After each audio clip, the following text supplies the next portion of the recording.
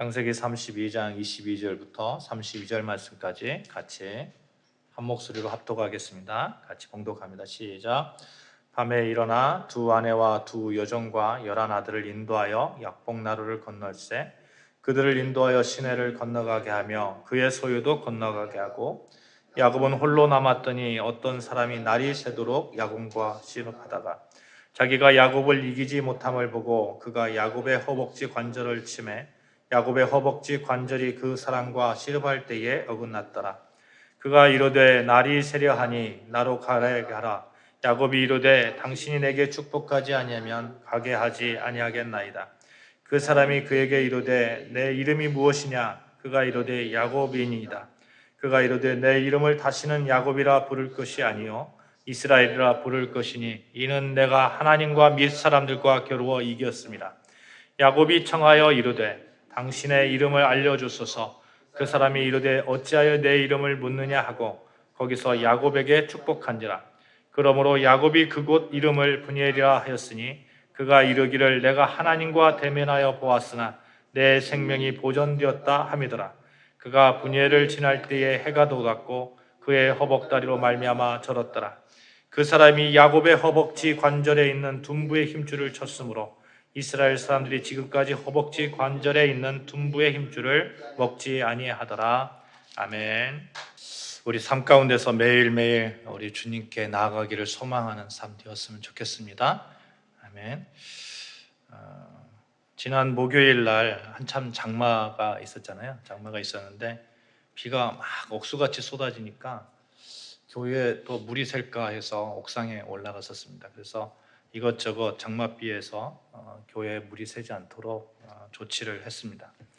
아무래도 이제 작업 가운데에 온몸에 비를 이렇게 맞을 수밖에 없잖아요. 한참을 그렇게 비를 맞으면서 일을 하고 있는데 문득 이렇게 간절함이 가득 차가오는 거예요. 가득 다가오는 거예요.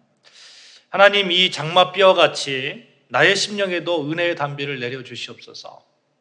하나님, 우리 교회도 소망의 단비, 부흥의 단비를 내려 주시옵소서. 우리 교인들의 사업체에도 직장에도 복의 복을 더한 복의 단비를 듬뿍 내려 주시옵소서. 이렇게 간절히 기도하면서 찬양하였습니다. 그때 부른 찬양이에요. 같이 찬양했으면 좋겠습니다. 빈들의 마른 풀같이 시들은 나의 영혼, 같이 찬양했으면 좋겠습니다. 빈들의 마른 풀같이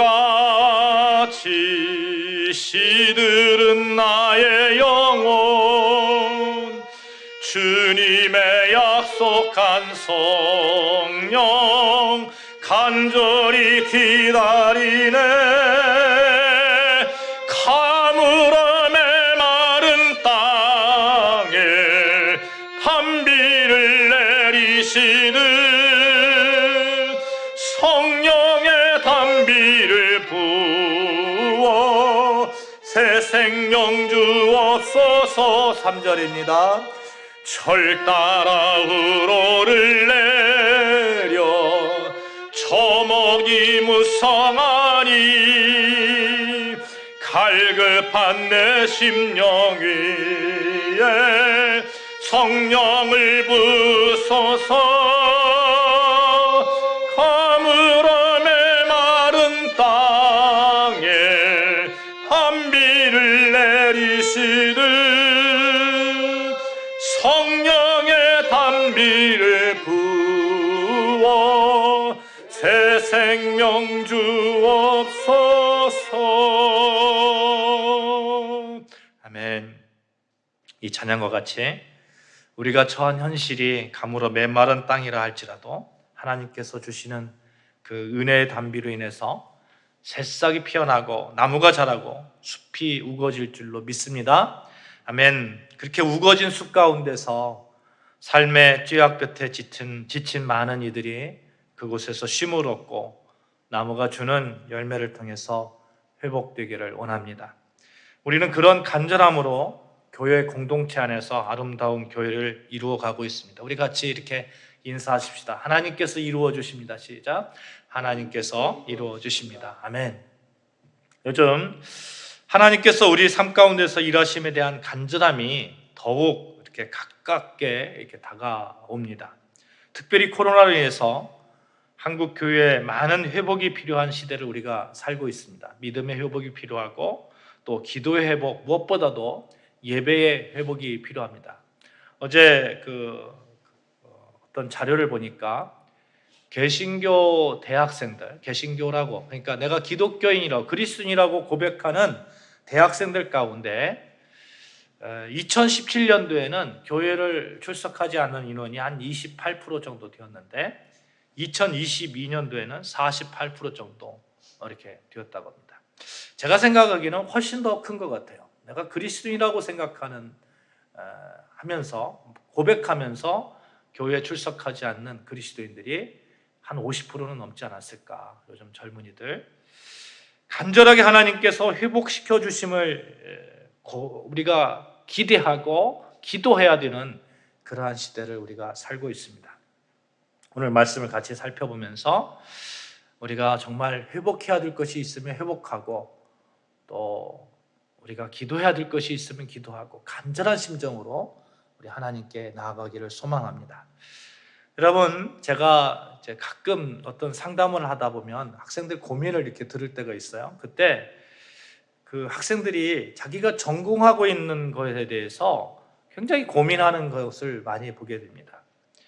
계속 하자니 미래가 보이지 않고 안 하자니 할 수 있는 것이 딱히 없는 것 같고 자기 자신의 미래를 이렇게 자꾸 볼 때에 두렵고 떨리고 뭐 이러지도 못하고 저러지도 못하는 그런 상태의 이야기를 많이 듣습니다. 그때마다 제가 조언하는 말이 있어요. 너의 간절함이 무엇이니? 이렇게 물어봅니다. 정말로 무엇을 하고 싶냐? 이런 얘기를 하는 거죠. 저는 삶을 위한 선택에서 중요한 것이 있다면 이 간절함이 어떤 것이냐라는 것이 굉장히 중요할 것 같아요. 간절함을 가지고 방향성을 이렇게 가지고 나아가는 거죠. 이것이 없으면 결국에는 막 이렇게 뒤죽박죽 됩니다. 어디를 가고 있는지도 모르게 되면서 그렇게 방황하는 자신을 발견하게 되죠. 또 조그마한 장애물에도 후회하게 되고 내가 왜 이것을 선택했지? 하는 그러한 자책 뭐 이런 것들을 하게 됩니다. 그런데 이 간절함이 있으면 그 어떤 길을 가더라도 당당함으로 갈 수 있습니다. 왜냐하면 내가 선택한 것이니까, 내가 간절함을 가지고 선택한 것이니까 장애가 있어도 간절함 가운데 그 장애를 넘으려고 할 것입니다. 사랑하는 여러분, 여러분의 삶에 있어서 지금 간절함으로 구하고 원하는 것이 무엇입니까? 무엇을 위한 삶을 살고 있습니까? 어떤 길 가운데 간절함을 가지고 여정을 떠나고 싶으십니까? 우리는 각자의 길을 가고 있어요. 모두 똑같은 길 가고 있는 것처럼 느껴지지만 정말 한결같이 모두 다 다른 길을 가고 있습니다. 로버트 프로스트라는 분이 있어요. 이분이 가보지 않은 길이라는 그런 시를 썼는데 그 시를 한번 소개시켜 드릴게요. 노랗게 단풍 든 숲속의 두 갈래 길, 한 몸으로 두 길을 다 가볼 수 없기에 난 한참 서운한 마음으로 전나무 숲속으로 접어든 한쪽 길을 끝간데까지 바라보고 서 있었지요. 그러다가 똑같이 아름다운 딴 길을 어쩌면 더 나을성 싶었던 그 길을 택했지요. 푸른 무성한데 사람의 발길을 그리는 길이었답니다. 사람이 밟은 흔적으로 보면 두 길이 다 비슷했지만 그리고 두 갈래 길은 그날 아침 똑같이 그 어떤 발자국도 검게 찍히지 않은 낙엽 속에 파묻혀 있었습니다. 먼저 길은 다른 날 걸어보리라 생각했었지요. 연이어 뻗어가는 길이 어떤 것인지를 알기에 강길을 되돌아올 수 있을까 의심까지 하면서도 오랜 세월이 흐른 그 어느 훗날 나는 한숨 지으며 이야기하겠지요. 두 갈래 길이 숲속으로 나 있었는데 나는 사람 발길이 드문 길을 택했고 그것이 내 운명을 바꿔 놓았답니다. 언제든지 되돌아서서 다른 길을 갈 수 있었지만 어느 순간에 그 길을 갈 수 없는 나만의 길을 걷고 있는 자기 자신을 바라보게 되는 것이죠. 사랑하는 여러분, 이 시에서 우리 인생의 길 언제나 돌아보면 아쉬운 선택이었던 그 길, 선택할 수밖에 없는 우리 인생의 길을 잘 보여주고 있습니다. 여러분, 우리 인생의 길이 정해진 하나의 길만 있으면 얼마나 좋겠어요? 고민할 것도 없고 뭐 선택할 필요도 없고 그 길 가면 되잖아요. 그런데 하나님은 우리의 환경을 그렇게 놓아두지 않으셨습니다. 다양한 환경들 가운데 우리를 이렇게 던져 놓았어요. 그 환경들 가운데서 내가 왜 이 길을 걸을까? 때론 후회도 하기도 합니다만 내가 가는 그 길은 분명히 아무도 걷지 않는 그 길입니다. 사람들이 사는 것을 보면 비슷비슷해서 똑같은 길을 걷는 것처럼 느껴지지만 누구나 할 것 없이 100%다 똑같은 길을 걷지 않는다 하는 거예요. 자세히 보면 나만의 길, 나만의 발자국, 나만의 환경 속에서 살아갑니다. 이 나만의 길에서 여러분 간절함이 가득해야 되겠다는 거예요. 소망으로 가득해야 되겠다는 거예요. 간절함으로 산 사람, 그 사람은 성공합니다. 이 성경에서 보면 이 간절함으로 산 사람 대표적으로 이 오늘 본문의 야곱이죠. 야곱도 그랬습니다. 야곱은 정말 간절함 가운데 살아갔던 그런 사람입니다. 그는 늘 목마른 가운데 있었어요. 야곱이 태어나면서부터 정해져 있었던 가운데 아주 중요한 두 가지가 있습니다. 하나는 차남으로 태어났다는 거고 다른 하나는 기질적으로나 성품적으로 형 에서에 비해서 좀 어떻게 보면 좀 부족하다. 그때 사유에 맞지 않는다. 이렇게 볼 수 있을 것 같아요. 차남으로 태어나서 할아버지 아브라함, 아버지 이삭을 뒤를 이어서 가문의 대를 잇고 세워갈 사람이 되는 장자권이 없었습니다. 야곱은 쌍둥이 형 에서의 발꿈치를 잡고 태어났다고 그랬어요. 그러니까 불과 몇 초, 몇 분, 이 정도로 태어났을 거예요. 그런데 장자권의 축복을 잡지 못했습니다. 그것뿐만 아니에요. 당시에는 남자들은 밖에 나가서 사냥을 하고 가족의 생계를 책임지는 그런 남성적인 그런 기질의 성품이 훨씬 더 사유상에 맞았을 거예요. 그런데 야곱은 형 예서의 그런 기질에 비해서 집안에서 어머니의 살림을 돕는 그런 사람이었어요. 아마도 야곱의 그런 성품 때문에 또 태어날 때부터 숙명적으로 가지고 태어난 차남이라는 신분 때문에 아버지 이삭은 한 번도 야곱에게 장자권을 주겠다 이런 생각을 해보질 않았을 겁니다. 또 그렇게 생각하는 것이 너무나 객관적으로 보여요. 그런데 야곱은 어떠냐는 거예요. 야곱은 그럼에도 불구하고 늘 장자의 축복이 늘 목마름이었고 갈급함이었습니다. 장자권을 차지하여서 가문의 대를 잇겠다는 그 갈급함이 야곱에게 있었던 거예요. 이 갈급함이 결국에는 기회를 노려서 형 에서에게서 장자권을 사버리는 그런 결과를 가져오잖아요. 창세기 25장에 보면 형 예서가 사냥에서 돌아와서 너무 배가 고픈 거예요. 야곱이 죽을 쓰고 있었는데 그것 좀 돌라 이렇게 얘기합니다. 근데 야곱이 기회는 이때다 하면서 형 이거 줄 테니까 장자권 나가게 파세요.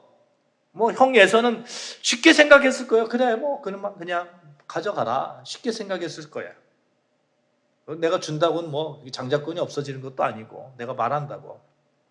그런데 그 죽 한 그릇에 장자권이 바뀌었습니다. 또 야곱의 갈급함에 대한 자세를 보여주는 사건이 있어요. 야곱이 이 부를 축적하는 그런 과정이 있어요. 장자권을 빼앗긴 형이 자기를 잡아 해하려고 할 때 도망친 곳이 어디예요? 밧단 아람에서 그 라반의 집, 그러니까 외삼촌 라반의 집에서 20년 동안 있잖아요. 20년의 세 시기로 나눌 수 있을 것 같아요. 첫 번째는 라헬을 얻기 위해서 노동한 7년의 기간.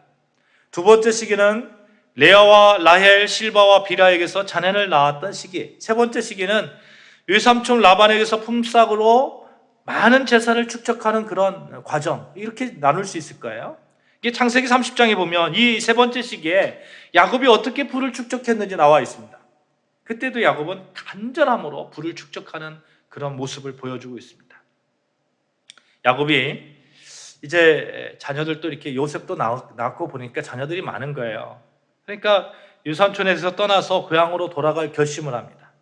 창세기 30장 25절 26절 제가 봉독해 드릴게요. 라헬이 요셉을 낳을 때에 야곱이 라반에게 이르되 나를 보내어 내 고향 나의 땅으로 가게 하시되 내가 외삼촌에게서 일하고 얻은 처자를 내게 주시어 나로 가게 하소서. 내가 유삼촌에게서 한 일은 유삼촌이 아시나이다. 이제 떠나겠다는 거예요. 라반이 만류하죠. 만류하는 이유가 있어요. 라반이 그에게 이르되 여호와께서 너로 말미암아 내게 복 주신 줄을 내가 깨달았노니 내가 나를 사랑스럽게 여기거든 그대로 있으라. 또 이르되 내 품삯을 정하라. 내가 그것을 주리라. 라반이 왜 그런 거예요? 왜 못 떠나게 하는 거예요?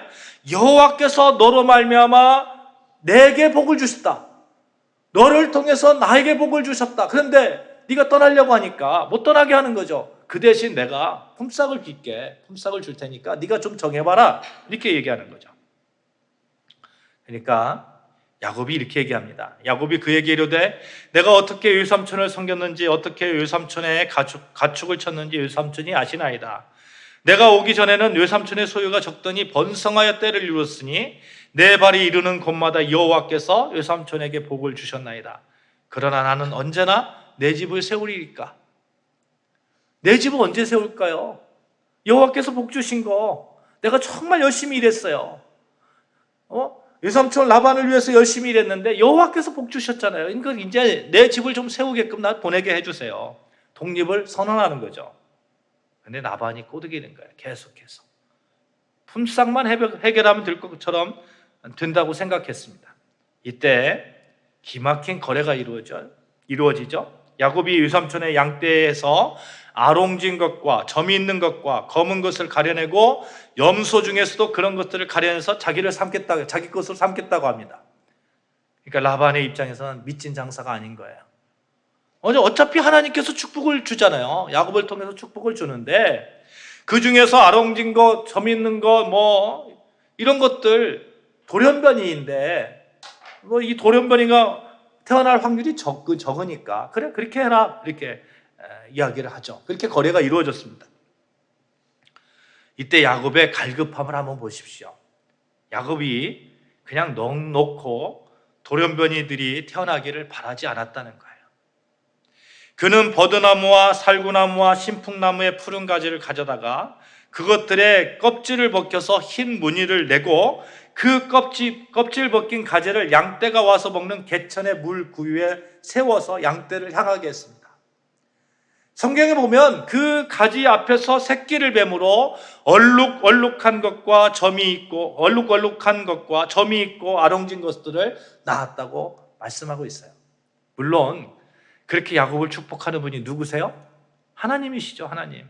껍질을 벗겼다고 껍질 벗긴 그 가지를 갖다가 세워놨다고 양떼가 그걸 보았다고 거기서 얼룩얼룩한 양떼가 태어납니까? 하나님의 은혜죠. 물론 하나님의 은혜입니다.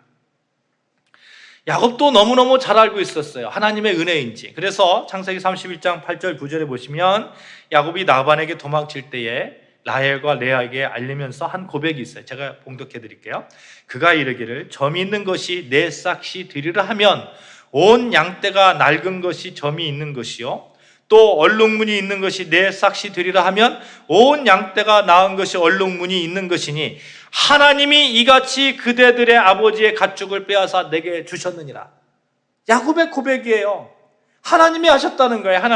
하나님께서 그렇게 복을 주셨다는 거예요. 그런데 여러분, 이런 사실을 믿고 있었던 이 믿음의 야곱이 그냥 넉넉고 하나님께서 주시니까 가만히 있을래요? 이렇게 하지 않았다는 거예요.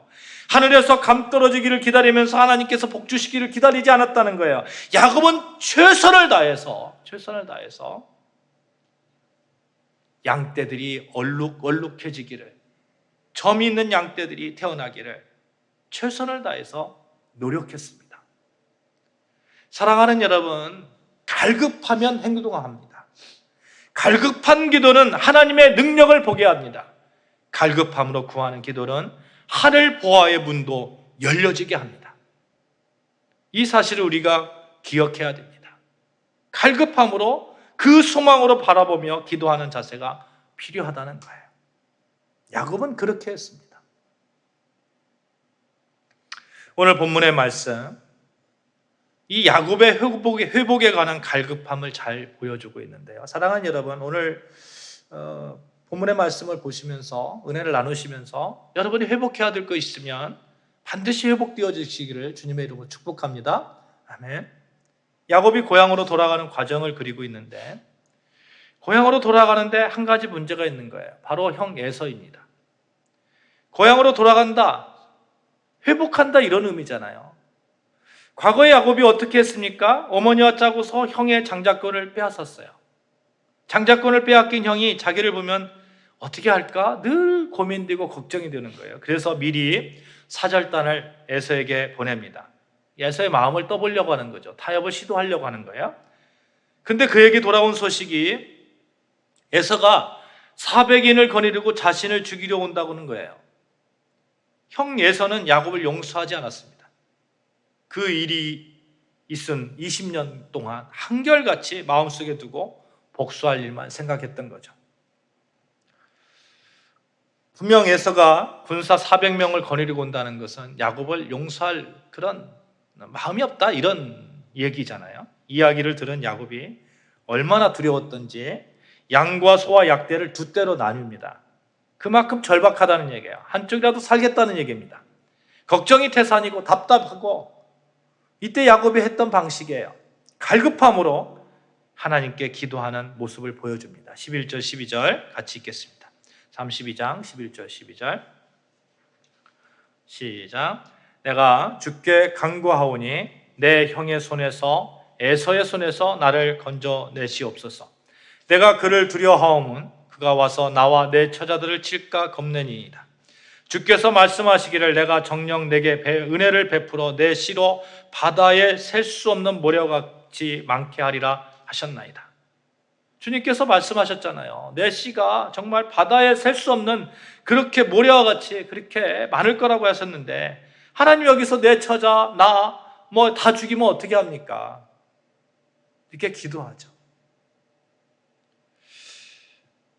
더욱 악권인 것은 21절과 24절에 나오는데요. 이제 13절부터 16절에 보면 야곱이 형 에서에게 온갖 예물을 보내죠. 그렇게 하면 형의 감정이 좀 누그러질까 생각해서 그렇게 보냅니다. 그리고 이제 사랑하는 두 아내와 두 여종과 11 아들을 약복 나루를 건너게 이렇게 합니다. 그리고 이제 야곱이 혼자 남았어요. 그리고 어떤 사람과 맞붙어서 씨름을 합니다. 그리고 보내주지 않는 거예요. 그 사람을 보내주지 않는 거예요. 보내주지 않으면서 뭐라고 합니까? 내게 축복하지 않으면 보내주지 않겠다는 거예요. 야곱은 정말 간절하게 어떤 사람을 붙들고 있는 겁니다. 안 놓아주는 거예요. 내게 축복하지 않으면 안 놓아주는 거예요. 그 사람이 야곱의 허벅지 관절이 어긋나도록 쳐버렸습니다. 절뚝절뚝거리면서 관절이 부러지면서 그런 아픔 가운데서도 야곱이 놓아주지 않는 거예요. 그만큼 야곱에게는 갈급함이 있었습니다. 이 씨름 중에 성경은 이해하기 힘든 표현이 있죠. 25절 말씀이에요. 자기가 야곱을 이기지 못함을 보고 이 사람이 야곱을 이기지 못하겠다는 거예요. 여러분, 왜 하나님이 사람을 못 이기겠습니까? 사람을 이기지 못하는 하나님이 하나님입니까? 그럼 뭐냐 하는 거예요. 하나님이 저 주신 거죠. 간절함으로 떼쓰는 자식에게 져주는 부모처럼 그렇게 하나님께서도 저 주시는 거죠. 그리고 이렇게 야곱에게 격려합니다. 그 사람이 그에게 이르되 내 이름이 무엇이냐? 그가 이르되 야곱이니이다. 그가 이르되 내 이름을 다시는 야곱이라 부를 것이 아니요 이스라엘이라 부를 것이니 이는 내가 하나님과 및 사람들과 겨루어 이기었습니다. 야곱이 청하여 이르되 당신의 이름을 알려주소서. 그 사람이 이르되 어찌하여 내 이름을 묻느냐 하고 거기서 야곱에게 축복한지라. 그러므로 야곱이 그곳 이름을 브니엘이라 하였으니 그가 이르기를 내가 하나님과 대면하여 보았으나 내 생명이 보존되었다 함이더라. 야곱은 답답한 처지, 두렵고 답답한 처지, 견딜 수 없는 그런 상황들, 모든 식구들 다 보내놓고 유토리로 약국 강변에 남아있는 그 두렵고 답답한 그 시기에 갈급함으로 하나님을 붙들었던 것이죠. 또 하나님께서는 그런 야곱에게 의도적으로 이렇게 접근하셔서 어린아이와 팔씨름하면서 못 이기는 척하면서 져주는 아버지의 마음으로 그렇게 야곱을 회복시키는 우리 하나님을 보게 되지 않습니까? 사랑하는 여러분, 우리도 답답한 현실에 부딪힐 경우가 참 많이 있습니다. 홀로 남아있는 경우도 많이 있고요. 그때 하나님이 찾아오신다는 것을 여러분 믿으시기를 주님의 이름으로 축복합니다. 그때 찾아오신 하나님을 절대로 놓쳐서는 안 됩니다. 하나님 이 상황을 역전시켜 주시옵소서, 회복시켜 주시옵소서. 아니시면 절대로 갈 수 없습니다. 나 축복하지 않으면 절대로 보내드릴 수 없습니다. 하나님 붙드는 거예요. 기도하면서 허벅지 관절이 어긋나더라도 하나님 붙들어야 합니다. 간절함으로 하나님 붙들어야 됩니다. 하나님 저 상처투성인 거 아시잖아요. 하나님 앞이 막혀 있는 거 하나님 아시잖아요. 하나님 도와주셔야 됩니다. 하나님 도우시려고 이곳에 오지 않으셨습니까? 빛 되신 하나님, 나의 삶에 빛이 되어 주셔야 됩니다. 이렇게 하나님 붙들고 놓아주지 말자는 거예요. 이 수많은 책을 쓴 필립 얀시라는 분이 있어요. 이분이 이런 말씀을 했습니다. 은혜란 상처와 흠집에 갈라진 틈 사이로 새어 들어오는 빛과 같다. 은혜가 상처와 흠집, 두려움, 아픔, 그런 틈 사이로 새어 들어오는 빛과 같다는 거예요. 우리가 상처가 있다면, 우리에게 해결해야 될 문제가 있다면, 우리 삶의 문제투성이 일이 보인다면 어쩌면 그때가 틈 사이로 새어 들어오는 빛을 볼 수 있는, 확인할 수 있는 가장 초료의 기회입니다. 이때 하나님을 붙들 수 있는 기회예요. 하나님께서 정말 어마어마한 축복을 부어주시는 그러한 축복을 받을 수 있는 그런 기회입니다. 현실이 답답하십니까? 일이 잘 안 풀리십니까? 회사가 잘 안 되십니까? 하나님 붙드시기 바랍니다. 하나님 붙드세요. 하나님 붙드시고 하나님 축복해 주셔야 됩니다. 하나님이 축복하지 않으시면 어떻게 합니까? 하나님 축복해 주신다고 했잖아요. 그렇게 놓아주지 않는 야곱에게 하나님께서 새 이름을 지어주시는 것을 봅니다. 28절 말씀에요. 그가 이르되 내 이름을 다시는 야곱이라 부를 것이 아니요 이스라엘이라 부를 것이니 이는 내가 하나님과 및 사람들과 겨루어 이기었습니다. 성경에서 그 의미를 하나님과 겨루어 이김이라고 이렇게 설명합니다. 이를 좀 더 자세히 살펴보면 그 이름은 하나님과 더불어 힘을 얻어서 강하게 된 자, 이런 의미를 가지고 있어요. 어떤 의미라고요? 하나님과 더불어서 하나님께 꽉 붙어 있어서 힘을 얻어서 강하게 된 자. 또한 이 문구에는 통치하다, 다투다, 힘을 가지다 라는 뜻도 있습니다. 이스라엘이라는 의미 속에 하나님이 통치하신다, 하나님이 투쟁하신다, 하나님의 힘을 얻어서 강하게 되었다, 이런 뜻을 가지고 있는 거예요. 하나님이 역사하심을 보게 됩니다. 내 삶 가운데 하나님의 역사하심을 보게 되는 거예요. 우리 가정 가운데 하나님의 다스림을 보게 되는 거예요. 우리 사업 가운데 하나님께서 축복을 주시는 그 하나님을 보게 되는 거예요. 하나님이 나의 삶을 다스리십니다. 우리 같이 이렇게 고백합시다. 하나님이 나의 삶을 다스리십니다. 시작. 하나님이 나의 삶을 다스립니다. 하나님이 나의 직장을 다스리시고 하나님이 나의 사업체를 다스려 주십니다. 허벅지 관절이 부러지며 넉다운되어서 땅바닥에 나둥기는 그 순간에 야곱이 하나님을 붙드니까 하나님께서 일으켜 세워주시고 하나님의 능력을 야곱에게 부어주시는 거예요. 야곱의 간절함이 야곱을 살렸습니다. 사랑하는 여러분, 이제는 당신밖에 없습니다. 도와주세요, 하나님. 이 간절한 매단 이름으로 삶의 변화는 시작됩니다. 이 간절함으로 인생의 변화는 시작되는 거예요. 내 삶 가운데, 우리 교회 가운데 하나님의 일하심의 역사를 간절히 사모하시기를 바랍니다. 하나님이 해 주셔야 됩니다.